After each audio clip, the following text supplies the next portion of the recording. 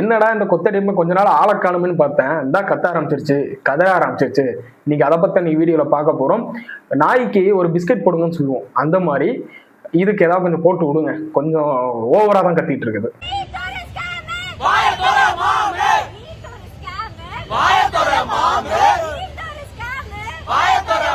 நீட்டு ஒரு ஸ்கேமு, வாயத்துற மாமு. எப்படி ரைமிங் நல்லா இருக்கு. இது எங்கேயோ கேட்ட மாதிரி இருக்கலாம், வேற எங்கேயும் இல்லை. ஜல்லிக்கட்டுல அந்த அக்கா அந்த மாதிரி தான் ஒரு கோர்வையா ஒன்று பேசிட்டு இருந்துச்சு. பட் நீங்க நீட்டை எப்படி எடுத்துக்கிறீங்க? இங்க வந்து நீட்டு தேவை இருக்கு, தேவையில்லை, அதெல்லாம் கரெக்ட் தாங்க, அதெல்லாம் ஒன்றும் பிரச்சனை இல்லைங்க. நிறைய பேர் நீட்டு தேவையில்லைன்னு சொல்லிட்டு தமிழ்நாடு மக்களை எக்ஸ்பெக்ட் பண்றாங்க. அது நடக்கட்டும், சந்தோஷம், ஓகே. அது ஒவ்வொரு கவர்மெண்ட் பார்த்துட்டு இருக்குது. அது வேணாம்னு சொல்லிட்டு நிறைய பேர் சொல்லிட்டு இருக்கிறாங்க. அது கரெக்ட். வேணாம்னா வேணாம், தமிழ்நாட்டு மக்களுக்கு பிடிக்கலன்னா வேணாம், வேணும்னா வேணும், ரைட்டு, அது பிரச்சனை இல்லை. அது உங்க ஒரு பக்கம் வச்சிடலாம். கடைசி 5 வருடமா நீங்க என்னக்கா பண்ணிட்டு இருந்தீங்க? கடைசி 5 வருடமா இது இறங்கி நீங்க உட்கார்ந்து ஐயா ஸ்டாலின் அவர்களே முதல் கையெழுத்து நீட்டுன்னு தானே சொன்னீங்க, ஏன் நீட்டை செயல்படுத்த முடியல அப்படின்னு சொல்லிட்டு இதே வாயால இதே மக்களுக்கு நல்லது செய்யற ஆட்களா இருந்தா, இதே மக்களுக்கு நல்லது நினைக்கிற ஆளா இருந்தா இதே கொஸ்டினை நீங்க உங்க ஐயா ஸ்டாலின் கிட்ட கேட்கணும்ல. ஏன் கேட்கல? சாரி, ஐயான்னு சொல்லுங்கன்னா தப்பா நினைக்காதீங்க. எங்க ஊர்ல வந்து அப்பாவை வந்து ஐயான்னு சொல்லுவாங்க, ஏன்னா தெய்வத்துக்கு சமம் சொல்றதுனால அப்படி சொல்லுவாங்க. அதனால இது யாரும் தப்பா நினைக்க வேண்டாம், இதோ நக்கல் நையாண்டி தானே போட்டா நினைக்காதீங்க. இது நீங்க கேட்க வேண்டியதானே, அப்பா இந்த மாதிரி நீங்க ஏன்ப்பா நீட்டு தேர்வை ஒழிப்புன்னு சொன்னீங்க, இப்ப கேட்டீங்கன்னா சென்ட்ரல் ஆட்சி வரும்னு நினைச்சேன், பட் அது வராம போயிருச்சு, அதனால வந்து இதுக்கு வேற ஏதாவது ஆல்டர்னேட்டிவ் இருக்குதா, யோசிச்சு ஏதாவது போராடுங்கப்பா அப்படின்னு சொல்லிட்டு கேட்க வேண்டியதானே. கேட்ட பெருசா சொல்றீங்க, நாங்க வந்து வழக்கு பதிவு பண்ணிருக்கோம், விசாரணை போயிட்டு இருக்கு, மயிறு போயிட்டு இருக்கு அப்படின்னு சொல்லிட்டு உட்காந்து சொல்லிட்டு இருக்கீங்க. இந்த கதை மயிறு எங்களுக்கு ரீல் சுத்த தெரியும், அப்படியே உட்காந்துட்டு சுத்த தெரியும். கடந்த 5 வருஷமா தூங்கிட்டு இப்போ ஒரு புது ஆட்சி வந்துருச்சு. இப்ப இதே டிஎம்கே ஆட்சி இப்ப வந்துருச்சுன்னா இப்படி ஒண்ணு நடந்திருக்கும்னு நினைக்கிறீங்களா? ஓட்டு போட்டாங்கன்னா வாய் திறந்து பேசுன்னு சொல்றீங்க. இவங்களே நீட்டு வேணாம் தானே சொல்லிட்டு இருக்காங்க. நீட்டு வேணும்னு சொல்லியிருக்காங்களா? இப்ப டிவிகே கவர்மெண்ட் நீட்டு வேணும்னு சொல்லியிருக்காங்களா? அப்போ வாயில வந்ததெல்லாம் அடிச்சு விடணும், வாயில வந்ததெல்லாம் பேசணும். ஏதாவது ஒரு பாயிண்ட் நீங்க நல்லா நோட் பண்ணிக்கலாம். கடந்த 5 வருஷத்துல நீட்டுக்காக இவ்வளவுக்குள்ள பேசி நீங்க பாத்துருக்க மாட்டீங்க. பட் இப்ப நீங்க என்னமோ பாப்பீங்க, நீட்டுக்காக இவங்க ஒரு செட்டப் என்னமோ பண்ணுவாங்கன்னா, விஜய் அவர்கள் பிஜேபிக்கு கூட ஜாயின்ல இருக்கிறாரு, விஜய் அவர்கள் நீட்டுக்கு சப்போர்ட் பண்றாரு அப்படின்னு சொல்லிட்டு ஒரு நாடகத்தை அரங்கேற்றுவாங்க. அது இப்ப ஸ்டார்ட் ஆயிருச்சு. ஏன்னா ஜென்சி மீட்டிங் ஒரு நாடகத்தை அரங்கேற்றிட்டு இருக்காங்க. இப்போ இனிமே இந்த நீட்டு பிரச்சனைக்கு விஜய் ஆதரவா இருக்காரு அப்படின்னு சொல்லிட்டு ஒரு நாடகத்தை அரங்கேற்றுவாங்க. அது நடந்துட்டு இருக்கு, நடக்க போகுது, மெதுவா நடக்க வைப்பாங்க இவங்க.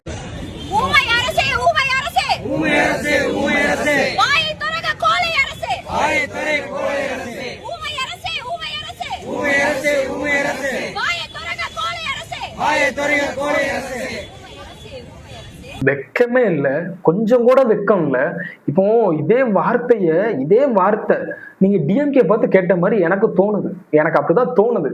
ஏன்னா எப்படின்னா கடந்த 5 வருஷத்துல நீட்டுக்காக டிஎம்கே என்ன பண்ணுச்சுன்னு சொல்லிட்டு உங்களுக்கு தெரியுமா? கொஞ்சமாவது தெரியலன்னா நியூஸ் எடுத்து பாருங்க, நியூஸ் எடுத்து படிங்க, எந்த அளவுக்கு இவங்க ஒரு துன்பத்தை செட் பண்ணியிருக்காங்கன்னு சொல்லிட்டு பார்த்தாலே நல்லா தெரியும். எவ்வளவு ஒரு இதை எனக்கு எப்படி எடுத்துக்கலாம் தெரியுமா? கடந்த 5 வருஷத்துக்கு முன்னாடி நீங்க ஒரு கேம்பெயின் ஒண்ணு பண்ணீங்க பாத்தீங்களா, நீட்டை ஒழிப்போம், நீட்டு தான் முதல் கையெழுத்து, நீட்டை வச்சுதான் நீங்க வந்து பாதி ஓட்டு வாங்குனீங்க.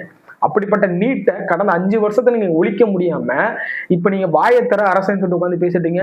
ஒரு ஆள் வாயை திறந்து தளத்தறிக்க மொத்த கூட்டமும் வெளியே ஓடிடுச்சு சட்டமன்றத்தை விட்டு. அப்போ கேளுங்க, ஏன்னா வெளியே போனீங்க?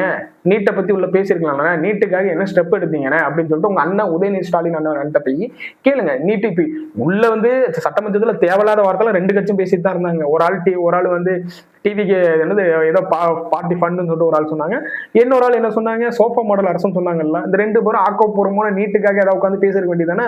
அவரு அப்படி பேசியிருந்தாலும் என்ன அமுக்கிறதுக்கு ஆள் இருக்குதுங்க. நீங்க கடந்த 5 வருஷமா என்ன பண்ணீங்கன்னு தான் சொல்லிட்டு கேட்க போறாங்களே தவிர ஒரு பிரோஜனம் கிடையாது. கடைசி வரைக்கும் இது இப்படிதான் கத்திட்டு இருக்க போகுது.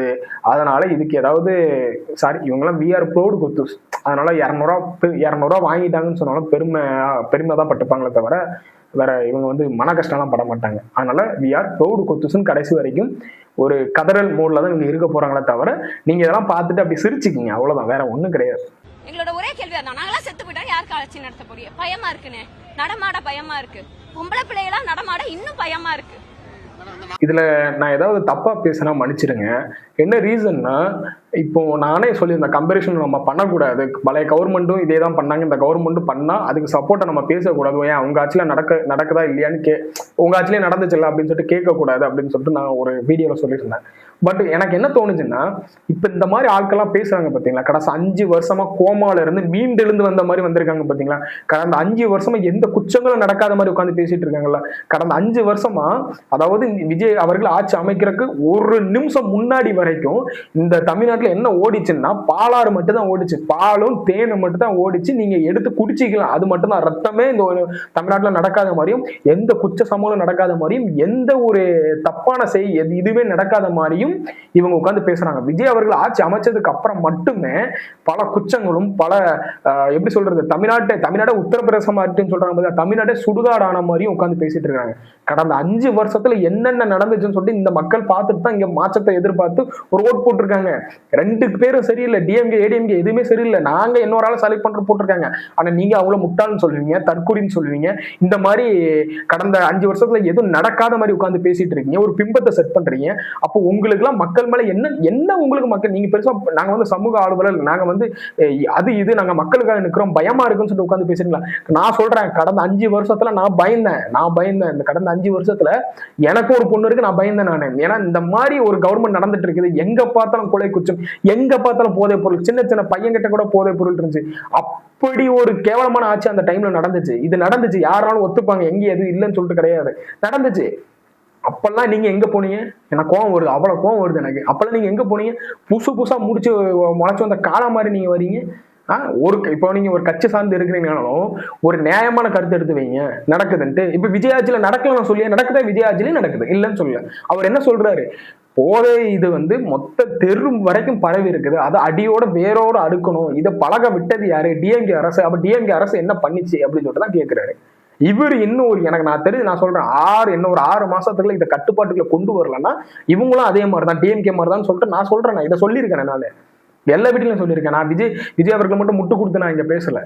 நீங்கெல்லாம் வந்து நீங்க ஒரு நாங்க வந்து மக்களுக்காக நிற்கிறோம், மக்களுக்காக நாங்க இது பண்றோம்னு சொல்லிட்டு ஒரு ஃபேக் நரேட்டிவ் செட் பண்ணிட்டு ஃபேக்கான முகத்தோட ஒரு முகமூடியை போட்டு வந்த உங்களை மாதிரி ஆட்களை நான் வெளுத்துக்கிட்டே இருப்பேன், நான் கேள்வி கேட்பேன்.